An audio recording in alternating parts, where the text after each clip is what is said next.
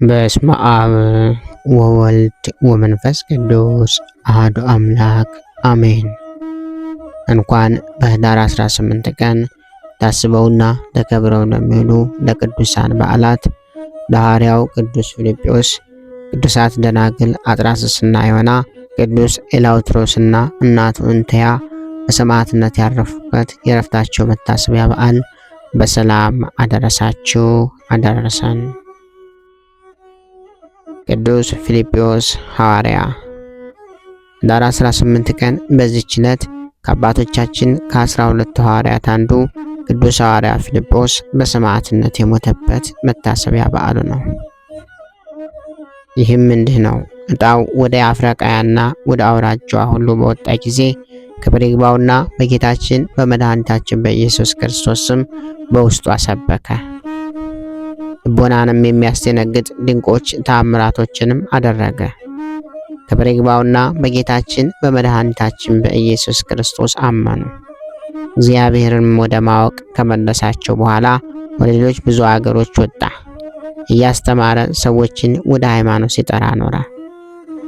ከዚህ በኋላ ወደ ሌላ ሀገር ሄዶ የከበረ ወንጌልን ሰበከላቸው። ብዙዎቹም ክብር ይግባውና በጌታችን በመድኃኒታችን በኢየሱስ ክርስቶስ አመኑ። ያላመኑት ግን ይገድሉት ዘንድ ተማከሩ። በንጉሥም ዘንድ ተወዳጅነት ያገኙ ዘንድ ከዚህ በኋላ ቅዱስ ሐዋርያ ፊልጶስን ይዘው አሰሩት። ጽኑ ስቃይንም አሰቃዩት። እርሱም ይስቅባችሁና ከዘላለም ሕይወት ለምን ትርቃላችሁ? የነፍሳችሁንስ ድህነት ለምን አታስቡም? ይላቸው ነበር። እነርሱ ግን ብዙ ካሰቃዩት በኋላ ዘቅዝቀው ሰቀሉት። ነፍሱንም በእግዚአብሔር እጅ ሰጠ። ሥጋውንም በእሳት ሊያቃጥሉ በወደዱ ጊዜ እግዚአብሔር መልአክ ከእጆቻቸው መካከል ነጠቃቸው።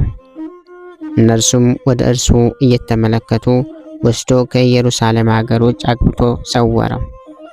ይህንንም ድንቅ ተአምር አይተው ሁሉም በታላቅ ድምፅ የቅዱስ ፊልጶስ አምላክ አንድ ነው እያሉ ጮኹ። አሰቃይተው ስለገደሉትም ተጸጽተው አዘኑ። ክብር ይግባውና በጌታችንም አመኑ። የቅዱስ ሐዋርያ ፊልጶስንም ሥጋ ይመልስላቸው ዘንድ ለመኑት።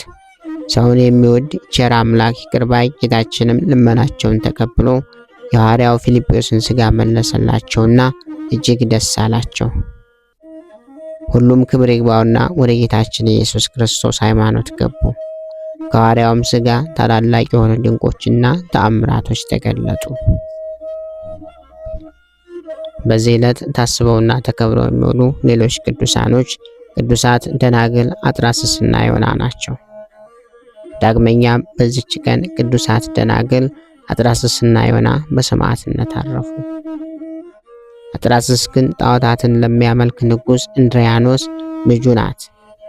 እርሱም ከሰው ወገን ማንም እንዳያያት አዳራሽ ሰርቶ ለብቻዋ አኖራት። እርሷ ግን ስለዚህ ዓለም ኃላፊነት የምታስብ ሆነች።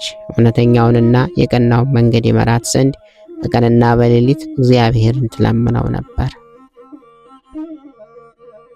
ወደ ፍላጽፍሮን ልጅ ወደ ድንግሊቱ ዮና ላኪ፣ እርሷም የእግዚአብሔርን መንገድ ትመራሻለች የሚላትን ራእይ አየች።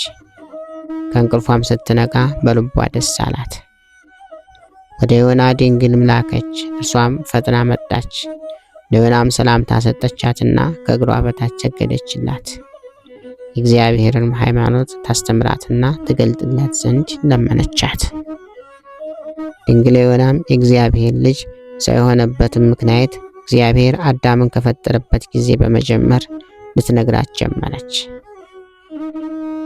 አዳም እንደበደለና ከተድላ ገነት እንደወጣ በኖህም ዘመን የጥፋት ውሃ መጥቶ ኃጢአተኞቹ ሁሉ እንደደመሰሰ የእግዚአብሔርን ሕግ የጠበቁ 8 ሰዎች ብቻ እንደቀሩ ከዚህም በኋላ ዳግመኛ ሰዎች በምድር ላይ በብዙ ጊዜ እንደበደሉና ጣዖትን እንዳመለኩ እግዚአብሔርም ለአብርሃም እንደተገለጠለትና መርጦ ወዳጅ እንዳደረገው ከእርሱም ጋር ቃል ኪዳን እንዳጸና እስራኤልንም ከግብፅ አገር እንዳወጣቸው የሰውም ወገን ጠላት ሰይጣንን ከማምለክ ለእርሱም ከመገዛት ያድነው ዘንድ የእግዚአብሔር ልጅ መምጣቱንና ከእመቤታችን ከቅድስት ድንግል ማርያም ከሥጋዋ ሥጋ ከነፍሷ ነፍስ ነስቶ ሰው መሆኑን ነቢያት እንደሰበኩ ነገረቻት።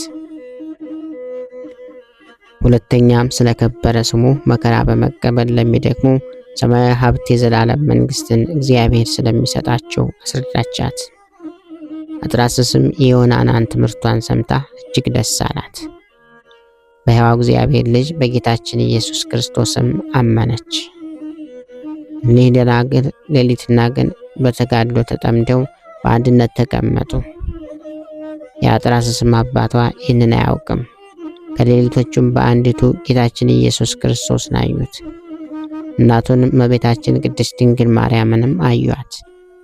እመቤታችንም ወደ ልጇ እግዚአብሔር እንደ ቁርባን ባቀረበቻቸውና እርሱም ባረካቸው።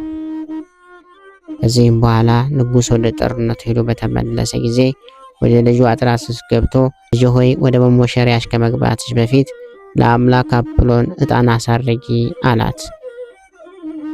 አጥራስስ ድንግልም አባቴ ሆይ ነፍስና ሥጋህን በእጁ ውስጥ የሆነ የፈጠረህም በሰማይ ያለ አምላክ ትተህ ነፍስ የሌላቸውን የረከሱ ጣዖታትን ለምን ታመልካለህ ብላ መለሰችለት።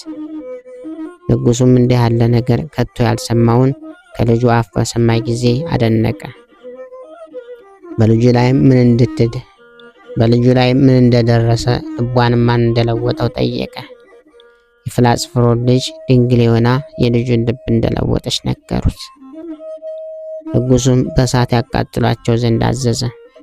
በወርቅና በብር በተጌጠ የግምጫ ልብሶችም እንደተሸለሙ አወጧቸው። እነርሱ የነገስታት ልጆች ስለሆኑ አላራቆቷቸውም። ታላላቆችና ታናናሾቹም ሁሉ ሰዎች ስለ እሳቸው ያያዘኑና እየለቀሱ ወጡ። ነፍሳቸውንም እንዳያጠፉ ለንጉሥ ይታዘዙ ዘንድ ለመኗቸው።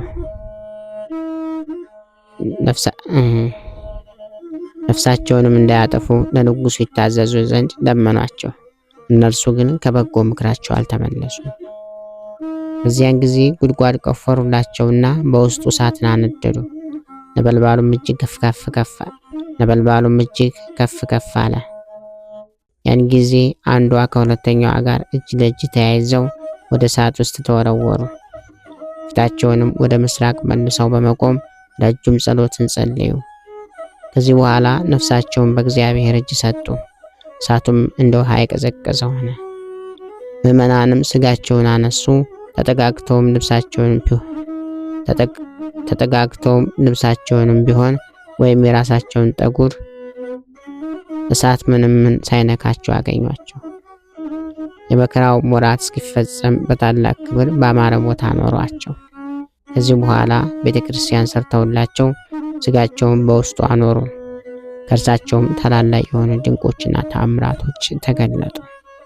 በዚህ ዕለት ታስበውና ተከብረው የሚውሉ ሌሎች ቅዱሳኖች ቅዱስ ኤላውትሮስና እናቱ እንተያ ናቸው። በዚህችም ዕለት ከሮሜ አገር ቅዱስ ኤላውትሮስና እናቱ እንተያ በሰማዕትነት አረፉ። ይህም ቅዱስ እግዚአብሔርን ከሚፈራ አንቂጠስ ከሚባል ኤጲስቆጶስ ዘንድ አደገ። 17 ዓመት በሆነውም ጊዜ ዲቁና ተሾሞ በ18 ዓመቱ ቅስና ተሾመ። ከዚህም በኋላ በ20 ዓመቱ አላሪቆስ ለሚባል አገር ጵጵስና ተሾመ። በዚያም ወራት ቅዱስ እንድሪያኖስ ወደ ሮሜ አገር መጣ። ስለ ኤላስትሮስም ሰምቶ ወደ እርሱ ያመጣው ዘንድ ፊልቅስን አዘዘው።